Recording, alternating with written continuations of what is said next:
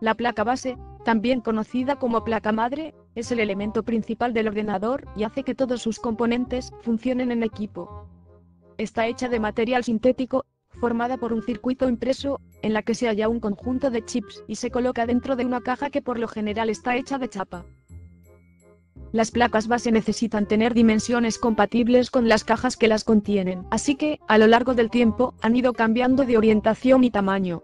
El formato más popular es el ATX. Fueron introducidas por Intel en 1995 y ofrecen más ventajas, como una mejor disposición de sus componentes, mejor refrigeración y unos cables más cortos.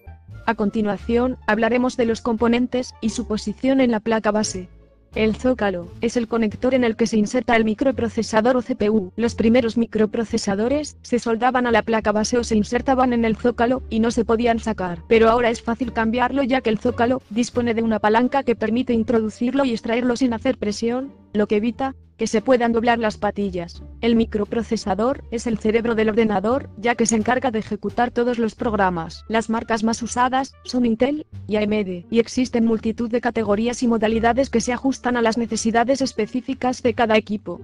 La BIOS, o sistema básico, de entrada y salida, es la encargada de que el software reconozca el hardware, es decir, es la responsable de comunicar al ordenador los componentes físicos que tiene, como por ejemplo el monitor, el teclado o el ratón. Si detecta algún fallo, avisa mediante un mensaje en la pantalla, con pitidos de alarma o con indicadores luminosos. Al encenderse el ordenador, la información de la BIOS, como la versión o el fabricante, se muestra en la pantalla del monitor, pero es difícil de verla, ya que aparece durante muy pocos segundos. Ranuras de memoria. Son los conectores donde se instala la memoria principal del ordenador, llamada RAM, o memoria de trabajo. Estas ranuras se agrupan en bancos de 1, 2, 4 o 6 zócalos, están numerados y normalmente se colocan abriendo los sujetadores, ubicados en cada extremo de la ranura. La RAM es la memoria principal del ordenador, que se puede leer y escribir con rapidez. Es volátil, así que pierde sus datos al apagar el ordenador. Su tamaño se mide en megabytes o gigabytes. El chipset es un conjunto de circuitos lógicos que ayudan a que el procesador y los componentes del ordenador se comuniquen con los dispositivos conectados a la placa base y los controlen. Existe un chipset norte y un chipset sur. El norte controla el microprocesador, la memoria RAM y el puerto de la tarjeta de vídeo. Además, está conectado al chipset sur, que se encarga de controlar la tarjeta de audio y de red, los conectores USB, el teclado, los lectores de CD y DVD, y las tarjetas de expansión.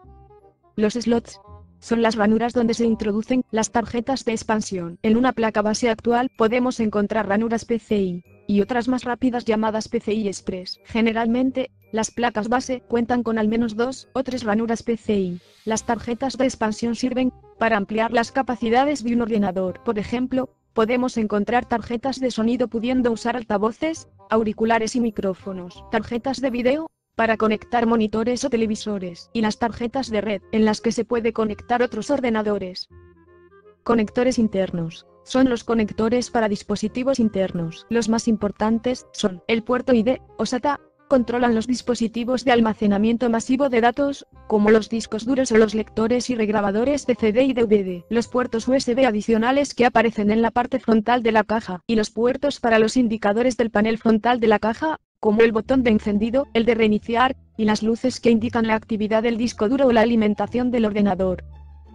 Conectores externos. Sirven para conectar los dispositivos externos. Algunos de los más comunes son los puertos PS2, sirven para conectar el teclado o el ratón. Los puertos serie para conectar los dispositivos antiguos. Los paralelos sirven para conectar las impresoras. Los puertos USB para conectar los distintos periféricos.